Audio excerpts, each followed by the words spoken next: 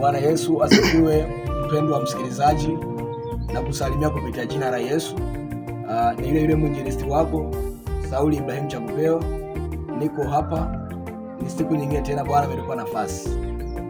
Namshukuru Mungu kwa kutukutanisha siku ya leo tukiwa ni wazima wa afya. Ni jambo la heri sana. Wapo wengi walitamani kufika lakini hawajafika. Nimshukuru Mungu.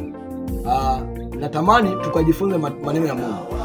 Kabla kwenda kujifunza maneno ya Mungu, nitamuomba Bwana na kushukuru Mungu kwa majira na masaa haya. Umetupa nafasi ya kuwepo hapa ni kwa utukufu wako. Bwana, sisi hatukuwa na uwezo kwa nguvu zetu kufika majira haya, lakini kwa mapenzi yako umetufikisha majira mengine haya. Yupo msikilizaji anayefuatilia maneno yako. Bwana mbariki, maana natumia muda kwa ajili ya kutafuta maneno yako. Bwana, kupitia muda huo anaotumia kutafuta maneno yako, Mungu muongezee vile wewe unavyotaka, vile ulivyokusudia kwenye maisha yake. Mfanyie wepesi katika jina la Yesu Kristo lenye uweza na nguvu. Na kushukuru Bwana kwa kutafanya na uendelee kufanya, katika jina la Baba na Mwana na Roho Mtakatifu, amen. Naomba tuende tukajifunze maandiko ya Mungu, maneno ya Mungu. Leo tunapoanza kujifunza, tunajifunza na somo linalosema tua mizigo yako kwa Mungu. Tua mizigo yako kwa Mungu. Bwana Yesu asifiwe. Napozungumzia mizigo ni mingi. Ipo mizigo ya aina mbalimbali. Sasa mizigo ni nini? Mizigo ni vifurushi. Mizigo ni vitu ambavyo mtu au kitu huweza kubeba. Bwana Yesu asifiwe. Sasa katika maisha ya kila siku ipo mizigo mbalimbali ambayo tunaona inabebwa. Inaweza ikawa ni mtu amebeba, au inaweza ikawa ni chombo cha usafiri kimebeba. Ukienda stendi ya mabasi yoyote ile, eneo lolote, utakuta magari yanapambana kubeba mizigo. Ukienda maeneo mbalimbali utakuta watu wanabeba mizigo. Ukienda mashambani watu wanapambana kubeba mizigo. Sasa mizigo nayozungumzia ni mizigo gani? Naomba twende tukajifunze kupitia maandiko. Tufunue katika kitabu cha Mathayo sura yake ya 11, tusome mstari wa 28. Biblia inasema, njoni kwangu ninyi nyote msumbukao na wenye kulemewa na mizigo, nami nitawapumzisha. Bwana Yesu asifiwe. Biblia inasema, njoni kwangu ninyi nyote msumbukao na mizigo, nami nitawapumzisha. Mizigo naizungumzia ni mizigo gani? Mizigo ambayo inazungumziwa hapa ni mizigo ya dhambi, ni mizigo ya maovu. Maovu ni mzigo, dhambi ni mzigo, magonjwa ni mzigo, yani mambo yote ambayo yanaonekana kinyume na mapenzi ya Mungu, hiyo ni mizigo. Msikilizaji wangu, mizigo inayozungumziwa hapa, hatuzungumzii baraka, hatuzungumzii hekima, tunazungumzia dhambi, tunazungumzia mizigo ya magonjwa. Hiyo ni mizigo inasumbua, mambo yanayosumbua maisha ya mtu, hiyo ni mizigo. Sasa Yesu yuko hapa kwa ajili ya kukutoa mizigo. Msikilizaji wangu, sio mtu mwingine anaweza kutoa mizigo, Bwana pekee anaweza kutoa mizigo. Unaona leo watu wamepata magonjwa, baada ya kupata magonjwa wanaamini wakienda kwa mganga anaweza kuwasaidia wakapona magonjwa yao, lakini sio sahihi. Lakini kupitia Yesu Kristo pekee mizigo ya magonjwa inaweza kuachiliwa. Watu leo wanasumbuliwa na dhambi, wanatamana hamu, wanashauku, watu wanaendelea wanafanya mambo mbalimbali ambayo hawataki kuyafanya. Kuna mtu mwingine anatenda dhambi lakini anasikitika, anashindwa namna gani aweze kuiacha dhambi. Huo ni mzigo unasumbua. Sasa nani anaweza kumtua huo mzigo? Sio mtu mwingine, ni Yesu pekee anaweza kutoa mzigo wako. Msikilizaji wangu, yapo mambo mengi. Mwingine katika maisha yake anakutana na changamoto nyingi, anawaza ni wapi mimi niweze kukimbilia ili changamoto hizi ziepuke na mimi, ziende mbali na mimi. Hizo changamoto unazokutana nazo, unazopitia, huo ni mzigo. Kuna mtu mwingine anakutana na shida, aidha ni kazini kwake, au ni katika masomo, au ni katika shughuli mbalimbali anazozifanya. Hiyo ni changamoto. Changamoto hizo, huo ni mzigo. Sasa anawaza niende kwa nani ili kusudi mzigo wangu uweze kutoka mbele yangu. Mwingine wanafikiria niende kwa mganga. Sikiliza nikwambie, unaweza ukasema unaenda kwa mganga, Lakini mganga, kumbuka, naye ana mizigo. Mganga hawezi kusaidia chochote, yeye mwenyewe ana mzigo, anatakiwa kusaidiwa. Mwingine anasema nikimbie wapi? Niende nikamshaurishe mtu. Unaweza kumshaurisha mtu leo mambo yako, ukashangaa kesho ametangaza, dunia nzima wakajua, watu wote wakajua. Maana yake nini? Yule mwenyewe uliyempelekea mambo yako, naye huyo ana mizigo yake, anatakiwa kusaidiwa. Kwa nani sasa tumpelekee mizigo yetu? Yupo mmoja tu wa kumpelekea mizigo, naye ni Yesu Kristo. Huyu tu ndio kumpelekea mizigo yako. Mizigo ulionayo unatakiwa kumpelekea Yesu. Wapo wengi sana waliokutana na mizigo. Kwenye Biblia yupo mtoto mmoja alikutana na mizigo.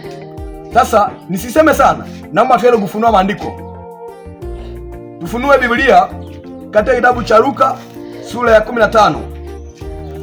Biblia katika kitabu cha Luka sura ya 15, tuanze mstari wa 11. Tumuone huyu kijana alikutana na mzigo gani.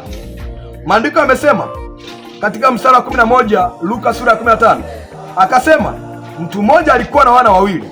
Yule mdogo akamwambia babaye, baba, nipe sehemu ya mali inayoniangukia. Akawagawia vitu vyake. Hata baada ya siku si nyingi, yule mdogo akakusanya vyote, akasafiri kwenda nchi ya mbali, akatapanya mali zake huko kwa maisha ya uasherati. Alipokuwa amekwisha tumia vyote, njaa kuu iliingia nchi ile, yeye naye akaanza kuhitaji. Akaenda akasimama na mwenyeji mmoja wa nchi ile, naye alimpeleka shambani kwake kulisha nguruwe. Akawa akitamani kujishibisha kwa maganda waliokula nguruwe, wala hapana mtu aliyempa kitu. Alipozingatia moyoni mwake, alisema, ni watumishi wangapi wa baba yangu wanaokula chakula na kusaza, na mimi hapa ninakufa kwa njaa. Nitaondoka na kumwambia baba, nimekosa juu ya mbingu na mbele yako. Sistahili kuitwa mwana wako tena, nifanye kama mmoja wa watumishi wako.